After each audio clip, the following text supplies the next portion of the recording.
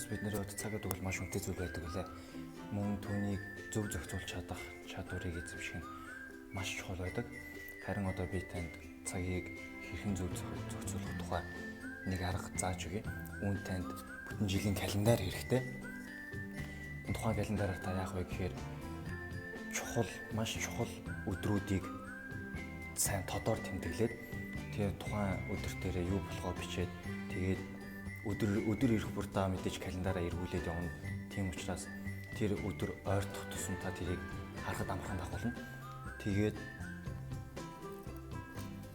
мөн бүтэн жилийн турш юу хийх ёстой, мөн юу хийхийг хүсэж байгаа зүйлийнхаа маш урт чагсаалтыг та гаргах хэрэгтэй. Хамгийн түрүүнд хийх ёстой зүйлүүдээ эхнээс нь бичээд хийх ёстой зүйлээ дууссаны дараа та хийхийг хүсэж байгаа зүйлүүдээ нэгээр нь бичээрэй.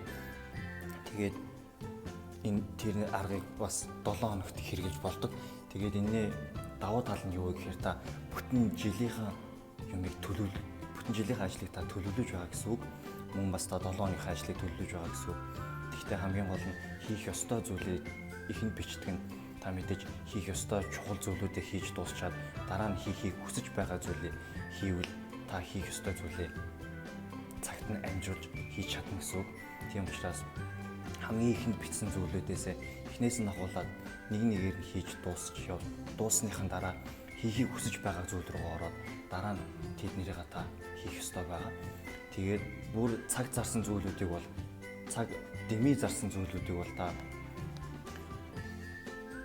чагсаалтандаа бичих ямар ч шаардлагагүй. Жишээ нь кино үзэх ч юм уу, зурагт үзэх тиймэрхүү илүү цагийг дэмий үрсэн зүйлийг чагсаалтандаа бичихгүй байх нь таны тархинд тийм зүйлийг хийхгүй байх тушаалыг өгөхөд их тусалдаг байгаа.